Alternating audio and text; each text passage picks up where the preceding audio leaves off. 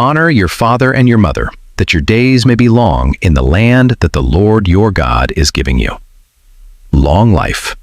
Land you get to keep. That's a strange thing to dangle in front of a 7-year-old.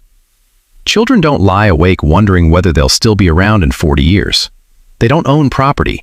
They can't lose a family plot because they've never held the deed to one. Whatever else is going on in that sentence, the reward is aimed at somebody who has enough life behind them to worry about the years ahead.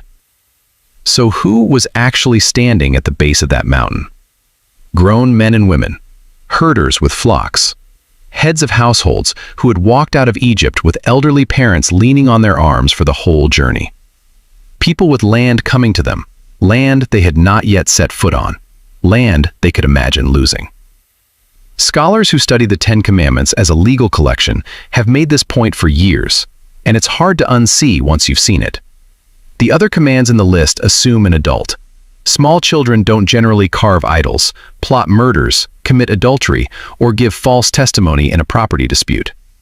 The whole list speaks to people old enough to do real damage, which means the fifth one does too. There's a second version of the commandment, and the wording shifts slightly. 40 years after Sinai, with the older generation buried in the wilderness and a younger one about to cross the Jordan, Moses repeats the 10 in Deuteronomy. This time the sentence reads, "Honor your father and your mother, as the Lord your God commanded you, that your days may be long, and that it may go well with you in the land that the Lord your God is giving you." He adds a phrase, "long days, and that it may go well with you." Life and quality of life, tied together, handed to a generation standing on the doorstep of a country they were about to inherit. Those people were going to divide land by family. They'd receive plots that stayed in the clan, passed down, marked by boundary stones, defended for centuries. Everything about their future ran through the household. So a command about how households treat their oldest members carried the weight of national infrastructure. The Hebrew word underneath our English word honor has very little to do with saying yes ma'am at the dinner table. It's a word about weight. The verb is kabed, and its root carries the plain physical idea of heaviness, something dense, something with mass, something you can't casually shove aside. When Genesis says the famine was severe in the land, that's this root. The hunger was heavy. When Moses tries to talk his way out of the burning bush by saying he's slow of speech, the Hebrew literally calls him heavy of mouth and heavy of tongue. When Pharaoh refuses to let Israel go, his heart is described the same way. Weighed down, immovable. The word even shows up as a physical description of a body. When the priest Eli falls backward off his seat and dies, Samuel's account tells us he was old and heavy, and that's this same root doing ordinary work. No metaphor, just mass. The same 3 letters give Hebrew its word for glory, kavod. God's glory is his weight, his substance, the sheer there-ness of him. When Israel talked about the presence filling the tabernacle, this was the vocabulary they reached for. Something so real it presses on the room. So the command borrows the language Israel used for God's own presence and points it at 2 people you probably argued with over dinner, which makes the instruction concrete for an adult Israelite. Give your father and your mother weight. Treat them as substantial. Let them count for something in the decisions you make, the way you speak, and where your money goes. And now watch what sits on the other side of the scale. The opposite of kabed in Hebrew is kalal, a verb meaning to be light, slight, trivial, to make weightless. And kalal is exactly the word Exodus uses in the terrifying line a chapter later. Whoever curses his father or his mother shall be put to death. Our English word curse makes us think of swearing, of shouting something ugly. The Hebrew is quieter and colder than that. It means to treat as nothing, to make a person light enough to blow away. 2 pans on one scale, heavy on one side, weightless on the other. Israel was told which side to load. That penalty, by the way, belonged to Israel's civil code as a covenant nation, the same way any ancient legal collection carried sentences. Nobody was handed it as a personal license. What it tells you is how seriously the God of Israel took contempt aimed at a parent. That framing explains why the 5th commandment can't simply be swapped out for the word obey. Hebrew has perfectly good vocabulary for listening and obeying, and the Ten Commandments don't reach for it here. When Paul writes to the church at Ephesus, he actually keeps the two ideas apart in the same paragraph. First he says, "Children, obey your parents in the Lord, for this is right." Then he shifts and quotes the commandment itself, "Honor your father and mother." Obedience belongs to the season when you're under their roof and under their care. Honor never expires. A 40-year-old woman doesn't owe her mother obedience about which job to take. She owes her weight. What did that weight look like in an actual Israelite village? Strip out everything modern for a second. No pension, no retirement account, no insurance, no assisted living, no social security check arriving on the 3rd of the month. In the ancient world, and across the whole region surrounding Israel, an old person survived because their adult children fed them. That was the entire system. Grown sons and daughters were the safety net, and there wasn't a second one underneath. Historians working with legal documents from the ancient Near East find this everywhere. Contracts spell out which child owes food, oil, wool, and shelter to an aging parent. Adoption agreements sometimes exist for exactly this purpose, so that a couple with no children will have someone obligated to care for them at the end. Honoring a parent was less a feeling than an economy. The obligation didn't stop at the grave either. In Israel, an adult child was expected to bury a parent with dignity, keep the family tomb, and carry the name forward. Abraham buys a cave at Machpelah so Sarah can be laid to rest in ground he owns. Jacob makes his sons swear they'll carry his body out of Egypt and bury him with his father's. Joseph honors that oath at enormous cost, leading a funeral procession from the Nile all the way to Hebron. That's the 5th commandment operating before anyone wrote it down. And it explains why the loss of a family plot mattered so much. Land, burial, name, and the care of the old were one braided thing. Pull out any strand and the household unravels. Which is why Proverbs keeps circling back to old age specifically. Listen to your father who gave you life, and do not despise your mother when she is old. That second half is the pressure point. Nobody despises a healthy, capable, contributing mother. The temptation arrives later, when she's confused, when she repeats herself, when she needs help getting up, when caring for her costs you time and money you'd rather spend elsewhere. The book isn't gentle about this either. One of its most disturbing images lands on the person who sneers at a father and refuses a mother, and it involves ravens of the valley coming for the eye that did the sneering. Ancient Israel considered contempt for a parent a threat to the whole community, because a society that discards its elderly has already decided that people are worth only what they can produce. That's the ledger the 5th commandment is written on. Weight, measured in bread and shelter and dignity. There's one more line worth sitting with before we go further. Leviticus 19 opens with God telling Israel to be holy because he is holy. Then comes the first specific instruction in the chapter, and it's a 2-part sentence that most readers skim right past. Every one of you shall revere his mother and his father, and you shall keep my Sabbaths. I am the Lord your God. 2 things sit side by side there. Reverence for parents, keeping the Sabbath.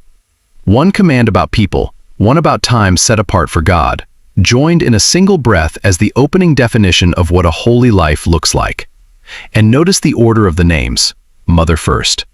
In a culture that almost always said father first, and does say father first in Exodus 20, Leviticus flips it.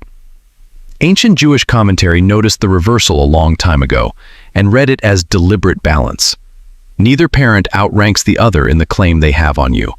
Whatever cultural weight a father carried in that world, the commandment refuses to let a mother count for less. That pairing with the Sabbath isn't random either. Both commands ask you to stop and give weight to something that isn't producing anything for you at the moment. Sabbath rest interrupts your work. An aging parent interrupts your schedule. Both of them ask whether you can honor what doesn't pay you back this week. Ancient Jewish tradition went further and grouped the 5th commandment with the first 4, the ones that deal directly with God, rather than with the 5 about human relationships. It looks like a filing error. The rabbis read it as a statement. How you treat the 2 people who gave you life is somehow bound up with how you treat the one who gave it through them. You can see the same logic in the layout of the 10. 4 commands about God, 5 about your neighbor. The 5th sits at the seam, holding both sides together.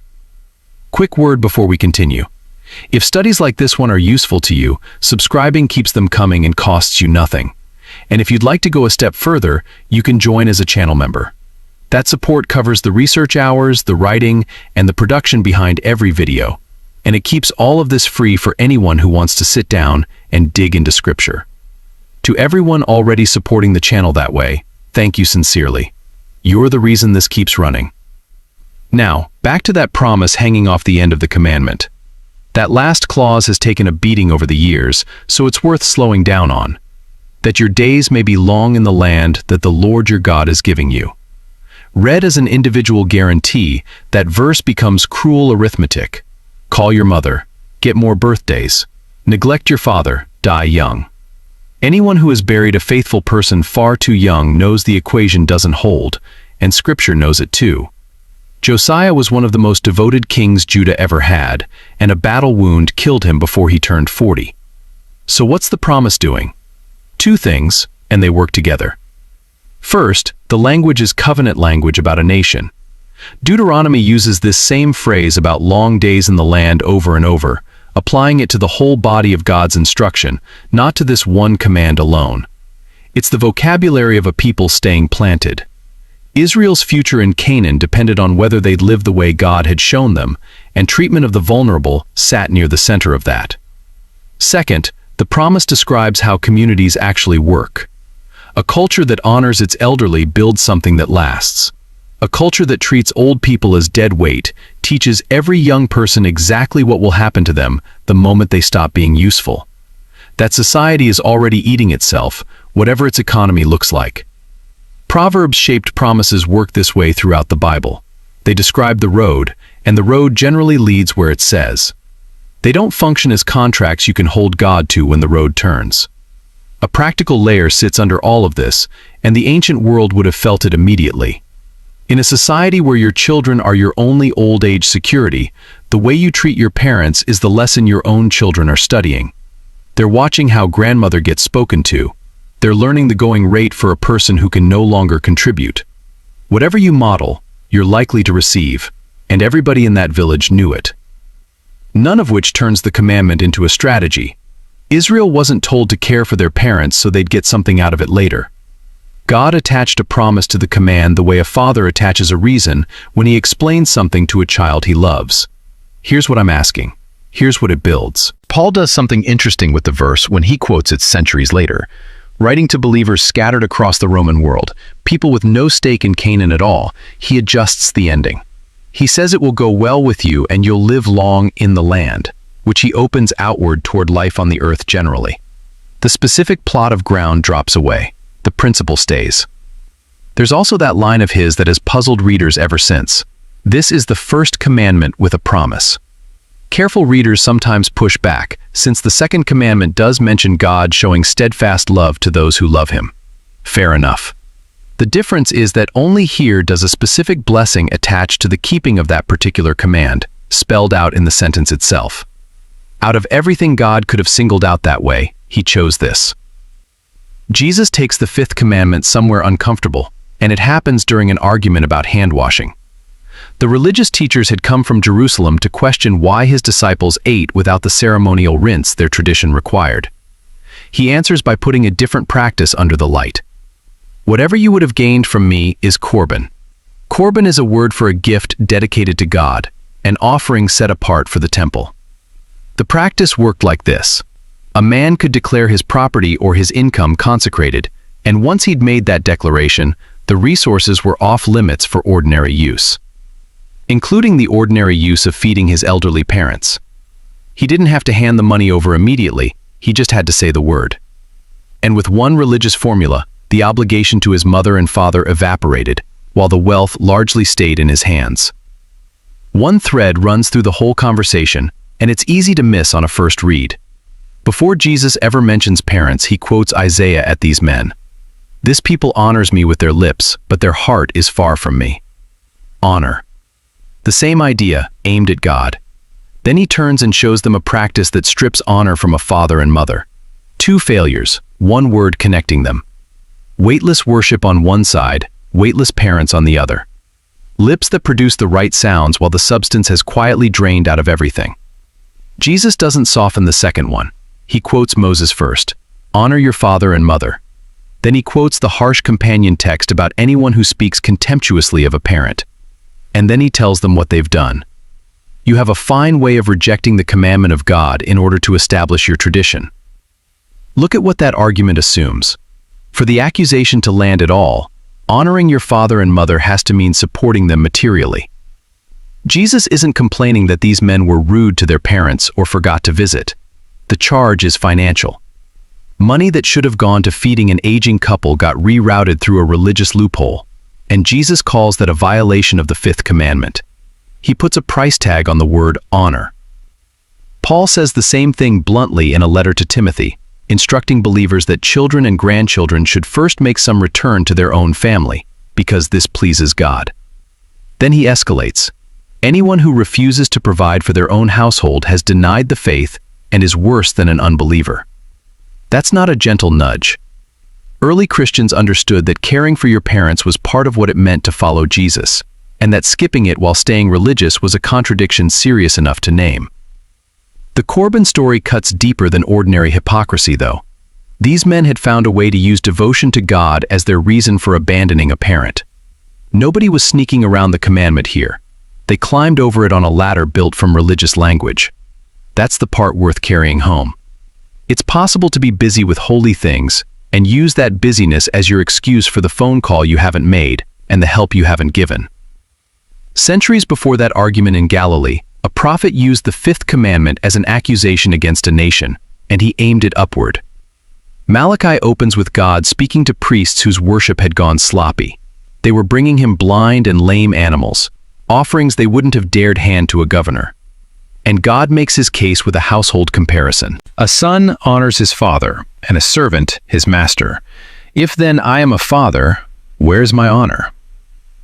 That's Kabed again, the weight word, and God is asking Israel to apply their own family standard to him.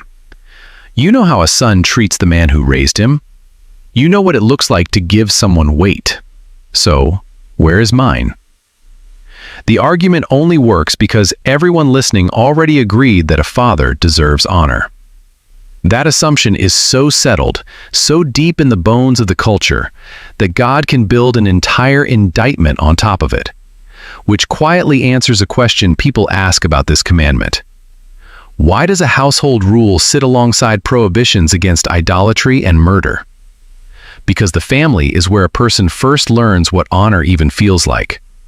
Long before you can think about God as Father, you're learning it from someone at eye level. What it means for another person to be substantial. What it means for someone to matter when they can't do a thing for you. A child who learns weight at home has a category ready when God introduces himself. Get that wrong, and something in the wiring gets crossed early. Plenty of people watching know that from the inside. Which may be part of why God keeps introducing himself as Father to people whose fathers failed them. The first version you were handed doesn't get to set the ceiling on what you can know about him. Which raises the question everyone eventually asks about this commandment. Does honoring a parent mean doing whatever they say, forever, no matter what? Scripture says no, and it says so in several places without ever weakening the commandment. Jesus himself, at 12 years old, stayed behind in the temple while his parents traveled a full day toward home. When Mary finally found him and asked why he'd done that to them, he answered that he had to be about his father's business. He wasn't being flippant, and Luke tells us he then went back to Nazareth and lived in submission to them for years. Both things are true at once. A claim from God can override a parent's plan, and honor continues anyway. Later he says something sharper. Whoever loves father or mother more than him isn't worthy of him. Comparison language, the way ancient speech often worked, and the meaning is clear enough. Family sits high, it doesn't sit highest. When the apostles were ordered by authorities to stop speaking about Jesus, Peter answered that they had to obey God rather than men. That principle applies to every human authority, and parents are included in the list. So honor has a ceiling. If your mother tells you to do something God forbids, weight doesn't mean compliance. Israel knew this from the beginning. Deuteronomy warned that even a family member could try to pull you toward other gods, and the loyalty owed to God outranked the loyalty owed to blood. The commandment was never designed to hand a parent unlimited authority over a grown adult's conscience. It hands them a permanent claim on your respect, your care, and your speech. Those two things sit together more comfortably than people expect. You can disagree with your father completely and still refuse to make him weightless. You can decline his advice and still show up when he needs a ride to the hospital. Honor was always about how you treat a person, and it never required agreeing with every opinion they hold. Then the hard case, and it would be dishonest to write a whole study on this commandment and step around it. Some people watching had a father who terrorized them. Some had a mother who should never have been trusted with a child. The Bible doesn't hand you a rule that requires you to place yourself back inside danger. Ezekiel is explicit that a child isn't bound to carry a parent's guilt or repeat a parent's pattern. Wisdom is allowed here. Sometimes it takes the shape of distance. What honor looks like in that situation runs quieter and slower. Refusing to let bitterness define you. Declining to speak of them with contempt to everyone who'll listen. Praying for a person who never prayed for you. Doing what can be done safely, from whatever distance protects you, and leaving the rest with God, who saw all of it and has not forgotten. That's still weight, carried a different way. Walk into an ordinary Israelite household in the hill country, the kind archaeologists have uncovered hundreds of times. The standard home has 4 rooms, a central courtyard with side chambers, and animals stabled on the ground level, while the family sleeps above. These houses cluster together, sharing walls and courtyards, because a household in Israel meant an extended family. Grandparents, adult sons, their wives, grandchildren, sometimes an unmarried aunt, all sharing one compound. Now consider the oldest man in that household at 70. His hands shake.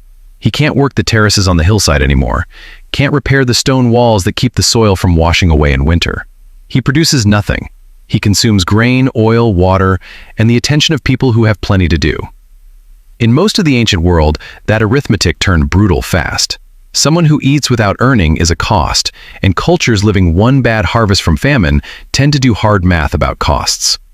And every evening he takes his place, and the food comes to him first. Not because he earned it that day, because of who he is in that house, and because the God who brought them out of Egypt told them that a person's value doesn't evaporate when their usefulness does. That's the commandment in a courtyard. Somebody with nothing left to give still gets served first. One moment near the end of John's account reads differently once you've spent time with this commandment. Jesus is on the cross. He's hours from death, suffocating slowly, carrying the weight of the world's sin. Below him stands a small group, and among them is his mother. He looks at her. Then he looks at the disciple beside her. "Woman, behold your son." And to the disciple, "Behold your mother." John adds a detail that's easy to rush past. From that hour, the disciple took her into his own home. It wasn't a sentiment, it was a transfer of responsibility. Mary was almost certainly a widow by then, and in that world, a widow without a son to support her was one bad season from destitution. Jesus, the oldest, was about to be gone, so he arranged her care. In agony, minutes from dying, he made sure his mother would eat. The Son of God kept the 5th commandment with some of his last coherent words. Watch how he does it too. He doesn't hand her to a brother or leave the arrangement to relatives. He gives her to a disciple, which tells you something about how he understood the family gathering around him. Responsibility for the vulnerable was moving into a new household, one built out of people who followed him. And that fits everything else about him. As a boy, he lived under Joseph and Mary in an ordinary Galilean home, in a village small enough that everyone knew whose son he was. As a man, he told his opponents plainly, "I honor my father," describing his entire life as an act of giving weight to the one who sent him. Honor ran through him in both directions, upward and outward, all the way to the end. If you ever wondered whether this commandment was one of the smaller ones, watch where it shows up. So what does giving weight look like on a Tuesday? Start with speech, since that's where contempt usually surfaces first. The way you talk about your parents when they aren't in the room says more than the way you talk to them when they are. Complaint is human and sometimes necessary, and there's a real difference between telling a friend you're struggling and turning your father into a running joke. One is honesty. The other slowly makes a person weightless, which is precisely what the Hebrew warns against. Then there's money and time, the part Jesus made unavoidable. For some of you that means writing a check. For others it means the harder currency. Driving over on a free afternoon you'd rather have kept. Sitting through the same story for the fourth time without letting your face tell the truth. Handling the paperwork nobody else in the family will touch. That's Corban territory in reverse. Instead of finding a reason the resources aren't available, you make them available. And there's the strange grief nobody warns you about, when the person who used to decide things for you can't decide anymore, and you have to take over while somehow leaving their dignity intact. Aging is a long process of handing over control. Taking those keys, literally or otherwise, without stripping someone of who they are, may be the hardest form this commandment ever takes. You'll do it imperfectly. Do it anyway. Watch out, too, for the modern version of Corban. Almost nobody today declares their assets consecrated to a temple. Plenty of us have a schedule so full of good and important obligations that there's simply nothing left over, and the parent gets whatever remains, which is usually nothing. Nothing about the loophole in Mark 7 was crude. It looked respectable, and ours usually does too. If your parents are gone, honor doesn't end. You can speak well of them, keep what was good in them alive in how you live, and forgive what needs forgiving. And if your relationship with them is complicated or broken, the commandment isn't a rope around your neck. Read it as an invitation to refuse the easy path of writing another human being off entirely. The fifth commandment was spoken to adults holding the future of a nation in their hands, standing at the edge of a land they hadn't entered yet. God told them how to keep it. Give your father and your mother weight. Let them count. Feed them, defend their dignity, speak of them like they matter, and refuse to treat them as light. A people who learn to do that with the old and the fragile will treat everyone else better too. That's the road to long days in the land.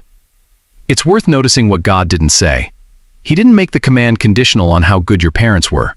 He didn't attach an escape clause for difficult families, and every family in that camp had its share of difficulty.